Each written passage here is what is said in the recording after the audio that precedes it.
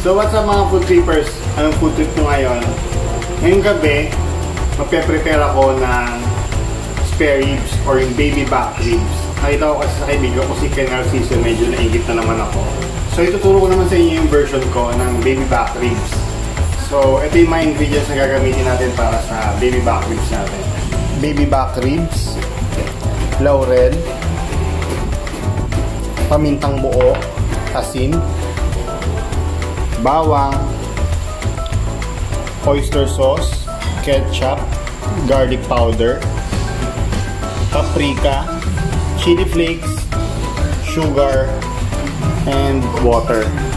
So ngayon mga food trippers, papalambutin natin yung baby back ribs. Pero bago natin gawin yan, titimplahan muna natin siya. So ito ang gagawin natin mga food trippers. Yung baby back ribs, sinugasan na natin. Then ilalagay natin siya sa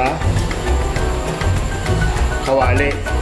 Ngayon sa kawali na ito mga food trippers, dito natin titimplahan yung tubig na pagpapalambutan natin sa kanya. Gagamit tayo ng bawang. So ito mga food trippers, makita nyo ulit, meron na namang balat yung aking bawang. Gagamit din tayo ng salt.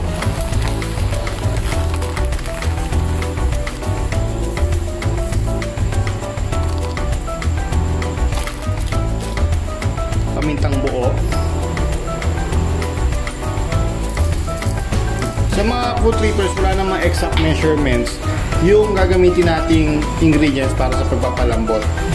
Dahon ng laurel. Yung paglalagay ng asin mga food trippers, depende sa panlasa nyo yun. So ngayon mga food trippers, ay lagyan na natin siya sa kawali. Dadagdagan na natin siya ng tubig.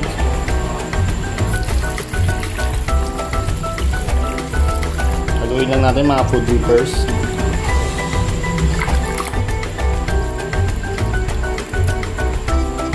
So yan mga food trippers, natimplahan na natin yung baby back ribs natin dito sa loob ng kawali. Ngayon, didiretso natin dun sa dirty kitchen para pakulaan natin. Siguro mga isang oras mga food trippers para malambot siya. So kung hindi pa, tutuloy-tuloy lang natin pagpapalambot mga food trippers. Tayo sa dirty kitchen. So yan nga pala, shoutout kay Boy First Time. Suot ko yung t-shirt mo. And yun, diretso tayo sa kitchen para pakulaan nito. So yung mga food trippers, na isala na natin sa kalan yung baby back ribs natin. Tinimplahan natin siya ng asin, paminta, laurel, and then bawang. Yun, babalikan natin siya mamaya pagka kumukulo na. So check natin after 1 hour kung malambot na. Kung hindi pa, dire-diretso lang natin yung pagpapalambot sa mga food trippers. Ito siya ngayon mga food trippers. Bali hindi pa kumukulo yung tubig niya. Balikan natin siya mamaya. So yan mga food trippers, habang pinapakulong natin yung baby back ribs natin dun sa dirty kitchen, tuturo naman sa inyo kung paano gumawa ng sauce ng baby back ribs. Kailangan natin ng mixing bowl, asukal, oyster sauce, ketchup, garlic powder, paprika, chili flakes. So yun, mga food trippers, yan ang mga gagamitin natin para sa paggawa ng sauce ng baby back ribs.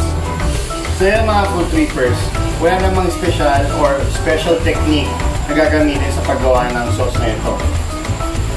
Kailangan natin ng mixing bowl. Paghalu-haluin lang natin yung mga ingredients. Ketchup,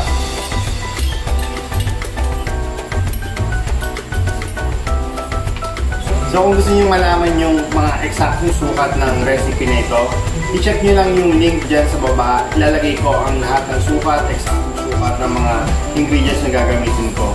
So, kung gagawa kayo sa mga bahay nyo, mga food trippers, sundan nyo lang yung video na to at kunin nyo yung mga eksaktong sukat dyan sa description sa baba. And then, kung bago na kayo sa channel ko, mga food trippers, mag-like, comment, share, and subscribe na rin kayo.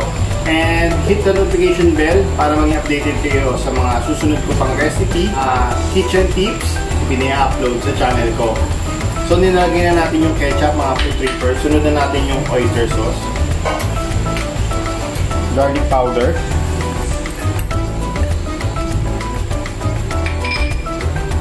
sugar,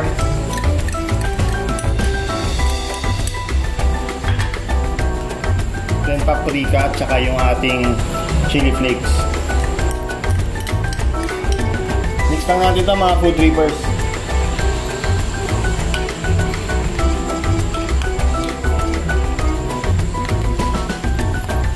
Kapag ganito na yung characteristic mga food trippers, pwede nyo siyang dagdagan ng tubig.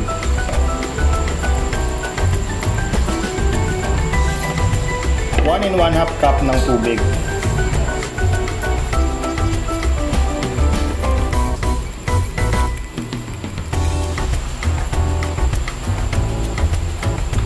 So yung mga food trippers, na-mix na natin lahat yung mga ingredients na gagamitin nating sauce dun sa ating baby back ribs. Mamaya pagkatapos na ating palambutin yung baby back ribs, i-coat natin siya dito. So balikan ko kayo mamaya at papakita ko sa inyo paano ginagawa mga food trippers. So mga food trippers, i-check lang natin siya. Wala pang 1 hour. May natitira pang 2 minutes. Check lang natin mga food trippers. Uy, nag-moist.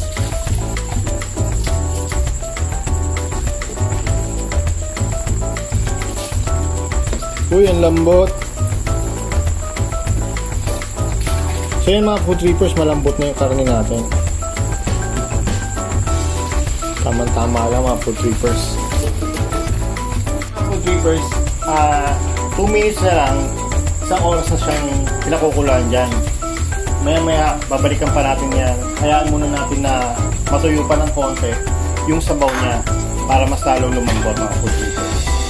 So mga food trippers, ayan na. Kumbaga, kumukulo na siya mga food trippers. Gawa ng mantika na ipinroduce nung baby back ribs natin.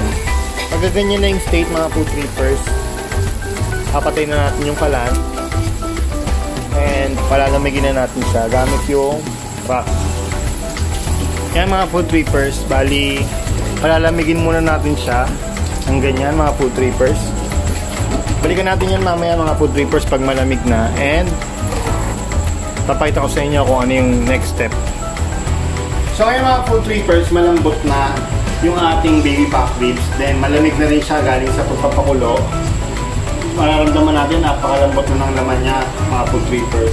Konting galaw mo lang sa kanya na mali, hihiwalay siya sa buto. Next step natin mga food trippers, ito yung mixture na ginawa natin kanina. Ito yung magiging sauce ng baby back ribs natin para bukas. Iihawin natin ito mga food trippers. So ngayon mga food trippers, ang next step na gagawin natin is yung ito-transfer natin itong baby back ribs dito sa wire wrap natin mga food trippers. Ganyan mga food trippers. Ingatan nyo lang yung paghawak nyo sa baby back ribs kasi maaaring matanggal yung laman niya kasi malambot siya. 1 hour natin siya pinalambot mga food trippers. Ngayon ang next step mga food trippers, i-sprinkle natin siya nung mixture na ginawa natin kanina. Bawat slices na lalagyan natin ng sauce.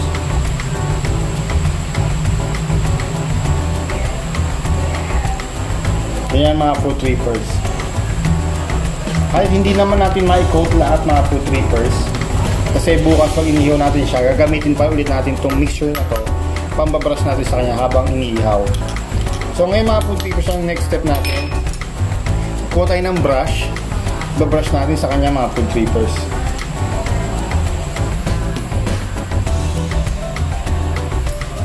So ganyan mga food trippers, pagkatapos natin siyang i-coat ng sauce natin, ang next step naman natin mga food trippers, ibabalot natin siya ng cling wrap.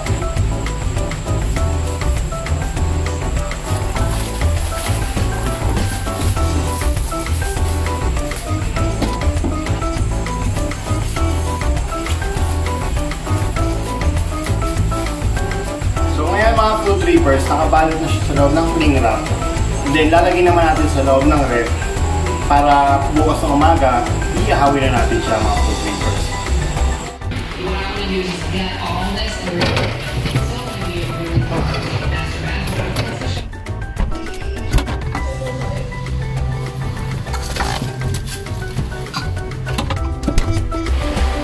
So yun mga food trippers, ngayong umaga, iihawin na natin yung ginawa natin kagabing baby back ribs. Para samahan nyo ako dun sa iwan natin.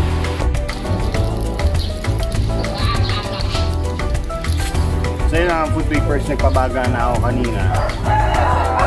Sayang natin itong baby back ribs na pinrepare natin kagabi. ilalagay natin sa ref, diba? So ngayon, or sa para ihawin.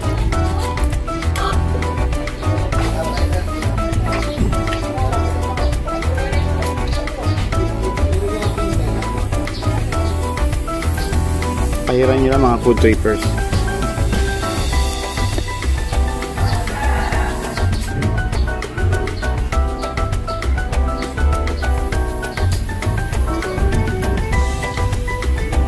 Kaya mga food trippers, iniyaw-iyaw ko lang muna yung baby back ribs natin. At mamaya makikita nyo yung end result ng ating baby back ribs pagkatapos sa luto.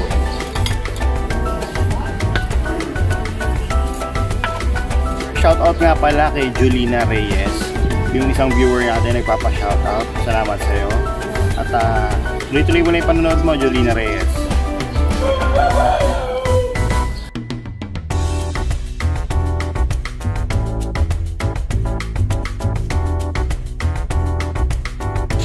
So yan mga food trippers, luto na siya.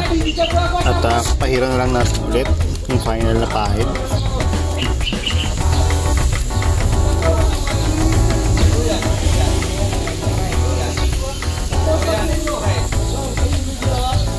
Yan mga food trippers, tingnan nyo kung gaano kalambot ha.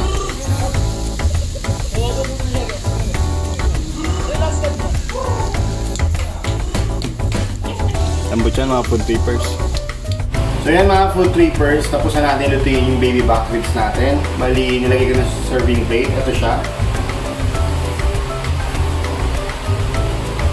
Ayan mga food trippers. So ngayon mga food trippers, ilalagay na natin yung natirang sauce dun sa ating baby back ribs.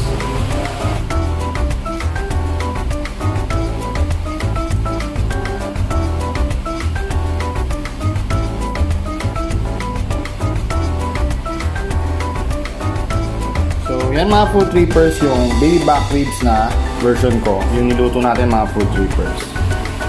So mga food trippers, titikman ko din yung niluto natin baby back ribs.